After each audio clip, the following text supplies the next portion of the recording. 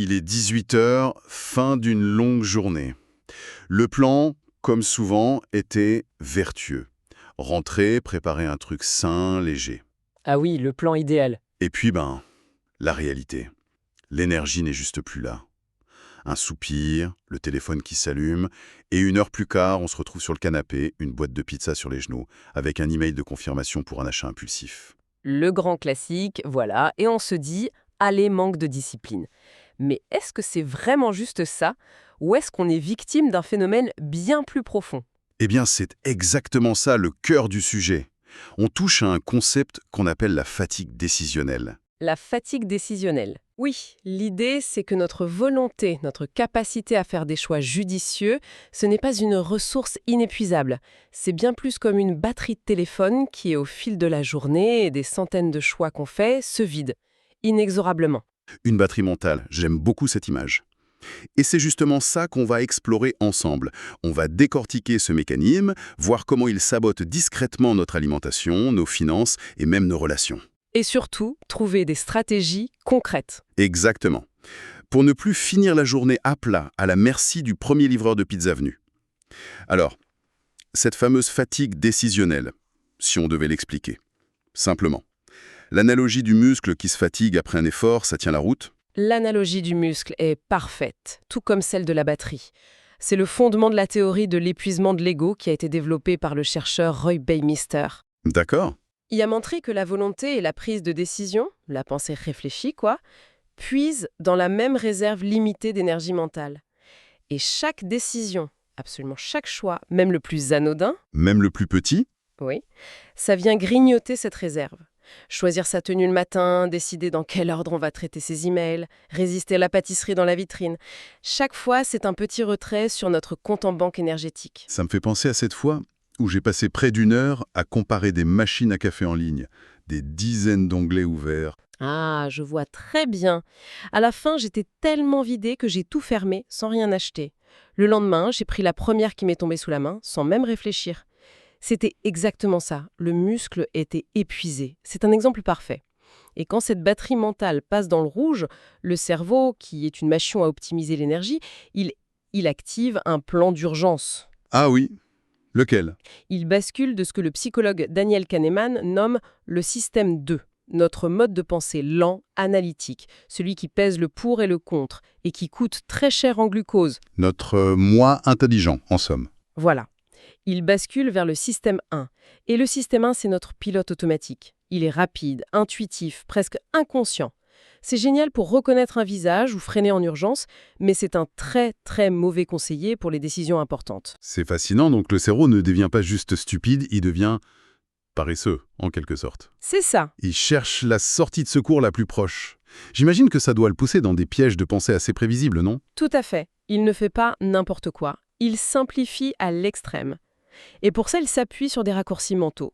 Le problème, c'est qu'en état de fatigue, ces raccourcis deviennent des autoroutes pour les biais cognitifs. D'accord. On en observe principalement 3 qui prennent le contrôle.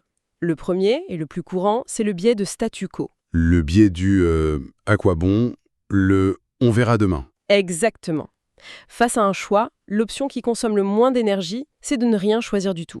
C'est le mode laisser tomber. C'est pour ça qu'on reste abonné à des services qu'on n'utilise plus. La fameuse salle de sport. Voilà.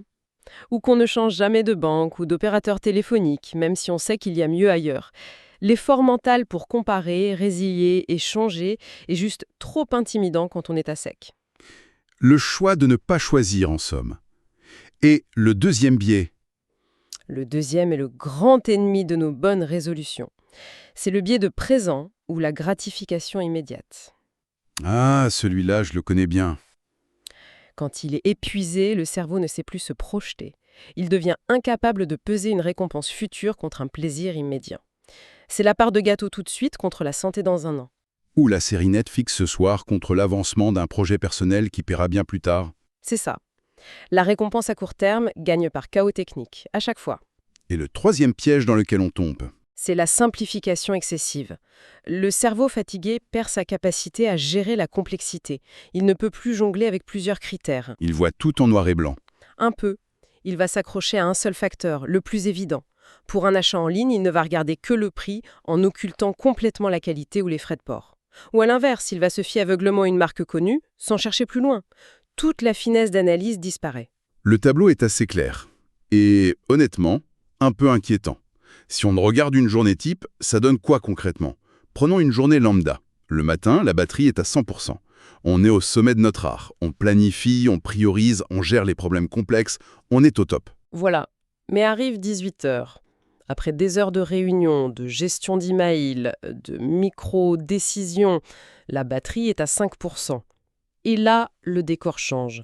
Sur le plan alimentaire, par exemple, l'idée même de devoir choisir une recette, sélectionner des ingrédients. Et suivre des étapes? Une montagne? Oui, ça devient une montagne. Le cerveau ne cherche plus l'option saine, il cherche l'option la plus simple et la plus réconfortante. Le sucre, le gras, la livraison à domicile, quoi. Et j'imagine que pour nos finances, c'est le même chaos technique. C'est encore plus flagrant.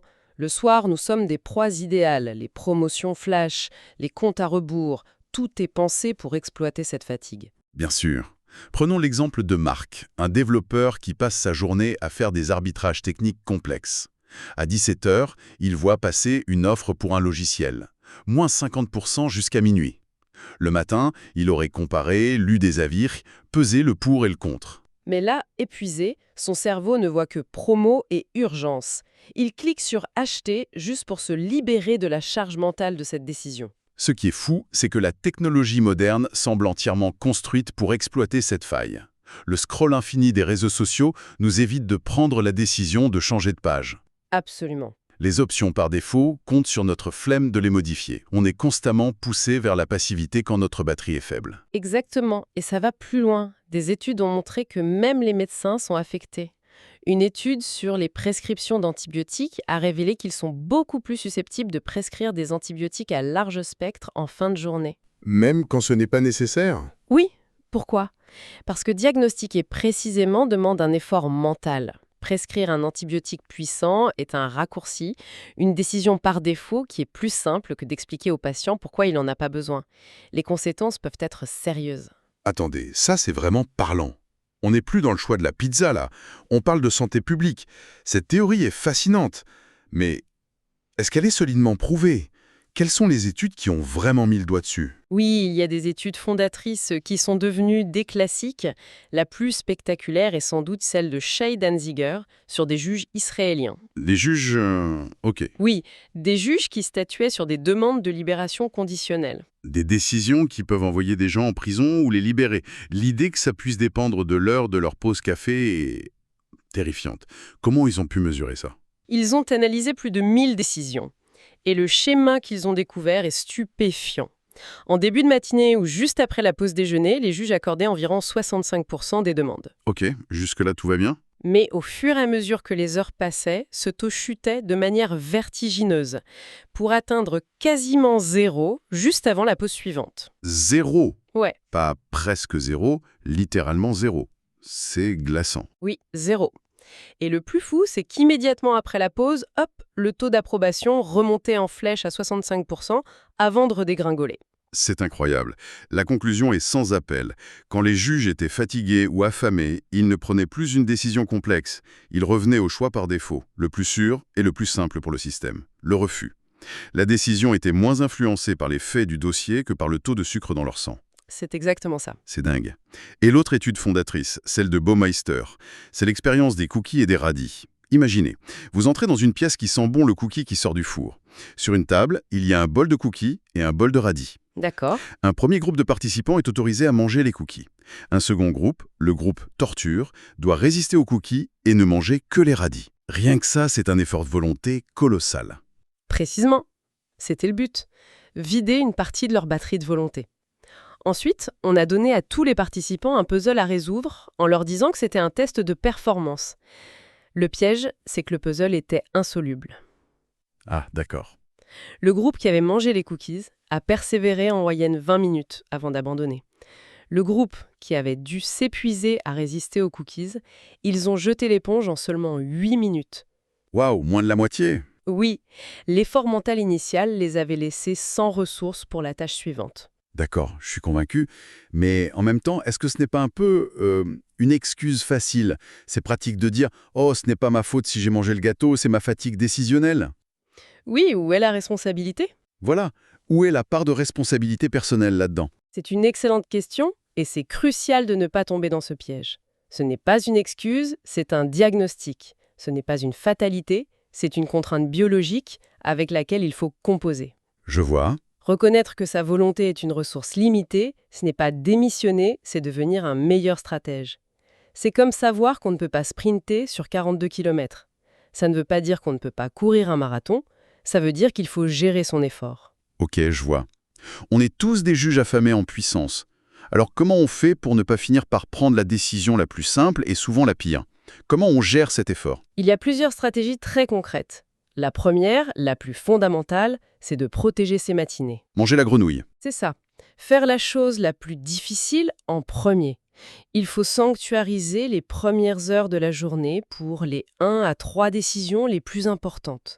Ne jamais reporter un choix stratégique à 16 heures quand la batterie clignote. Logique. Implacable. Quelle est la deuxième stratégie, Evelyne? Deuxièmement, créer des routines pour déclarer forfait sur les choix inutiles. Le meilleur moyen de préserver son énergie, c'est de ne pas la dépenser sur des futilités. Il faut automatiser un maximum de décisions à faible enjeu. Un peu comme Steve Jobs avec son éternel col roulé noir pour ne pas avoir à choisir ses vêtements. C'est l'exemple le plus célèbre et il est parfait. L'uniforme de travail, c'est une décision en moins chaque jour. Un autre exemple très puissant, c'est la planification des repas de la semaine, le fameux meal prep. Ah oui? Le dimanche, on décide pour toute la semaine. Comme ça, le mercredi soir, épuisé, la question « on mange quoi ?» ne se pose plus. La décision est déjà prise, il n'y a plus qu'à exécuter. J'adore l'idée de se protéger de son futur soi fatigué. Et pour les moments de faiblesse, comme les achats en ligne le soir, c'est le troisième point, mettre en place des garde-fous. Il faut anticiper ses propres failles. Pour les achats, une règle simple, un délai de réflexion de 24 heures pour tout achat non essentiel dépassant un certain montant. Bonne idée. Pour l'alimentation, c'est encore plus simple. Si les chips ne sont pas dans le placard, la décision de ne pas en manger est prise par défaut. C'est de l'architecture de choix appliquée à soi-même. Il y a une sorte de signal d'alarme qu'on pourrait utiliser pour savoir quand il faut juste tout arrêter. Oui, et c'est la quatrième stratégie. La règle HALT. C'est un acronyme anglais qui est un excellent guide. Il ne faut jamais prendre de décision importante si l'on est hungry, affamé, angry, en colère. Lonely ou tired, fatigué. Si on se reconnaît dans l'un de ces états, la meilleure décision à prendre est de ne pas en prendre et de reporter au lendemain matin. Je crois que je vais me faire un poster avec ça. Et enfin, j'imagine qu'il ne faut pas oublier de recharger la machine. C'est le point final et le plus évident, mais aussi le plus négligé. Recharger les batteries. Littéralement. Les juges de l'étude redevenaient performants après une collation. Juste une collation. Oui, le sommeil, une alimentation équilibrée, des pauses régulières, ce ne sont pas des luxes, ce sont des prérequis pour une pensée claire.